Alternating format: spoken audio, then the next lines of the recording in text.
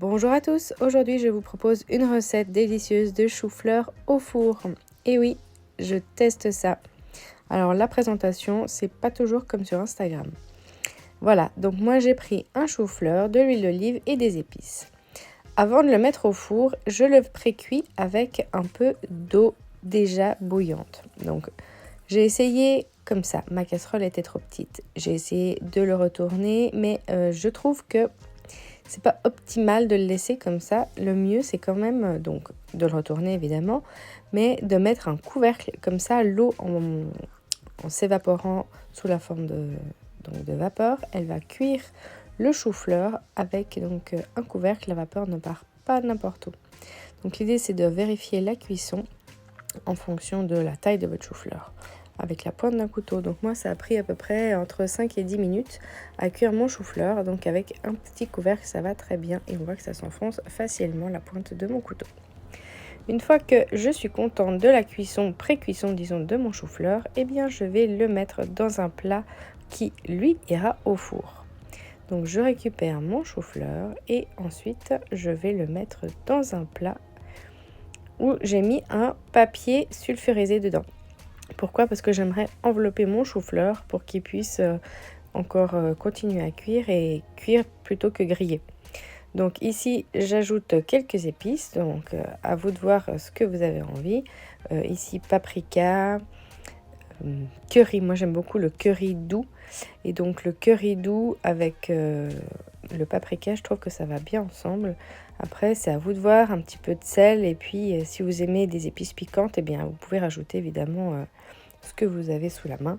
Et de l'huile d'olive de façon généreuse. Donc ici, moi, ce que je vais faire, c'est que je vais essayer d'envelopper mon chou-fleur pour que tout ça ne s'éparpille pas et reste bien groupé.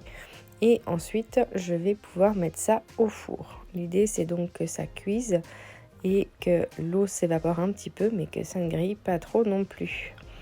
Donc, je vais mettre ça à 180 degrés pendant environ 30 minutes. Maintenant, je découvre mon chou-fleur à la sortie du four. Et que s'est-il passé? Est-ce qu'il est assez cuit? Eh bien, j'avoue que il est beau, mais je suis assez déçue de l'intérieur. Donc je trouve que les épices, elles restent bien sur le dessus et j'avais envie qu'elles se mélangent un petit peu plus à l'intérieur. Bon, ça aurait pu être prévisible, vous m'aurez dit, mais voilà, du coup, ce que je vais faire, ça sera un petit peu moins joli, mais du coup, je vais me mettre à le découper, pas pour le servir tout de suite, mais pour le remettre encore un petit peu au four. Donc je le découpe en jolies tranches d'abord, mais après je vais simplement découper des petits bouquets individualisés. Et je vais remettre un petit peu d'huile pour mélanger bien les épices avec l'huile. Et puis comme ça, je remettrai ça au four pendant encore environ une vingtaine de minutes.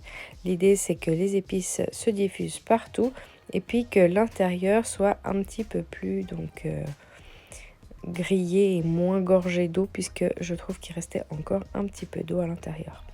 Donc je vais reprotéger tout ça avec le papier sulfurisé pour que ça ne grille pas trop non plus. Et donc ici, ça sera des petits bouquets qui seront directement faciles à servir dès la sortie du four. Donc voilà, je mélange bien. L'idée, c'est que ça puisse être facile à piquer. Et donc en mélangeant tout ça avec encore un petit filet d'huile d'olive, eh bien les épices pourront se diffuser d'un bouquet à l'autre. Et voilà, après 20 minutes au four avec bien sûr du papier sulfurisé. Dites-moi si vous testez la recette. Bon appétit à tous!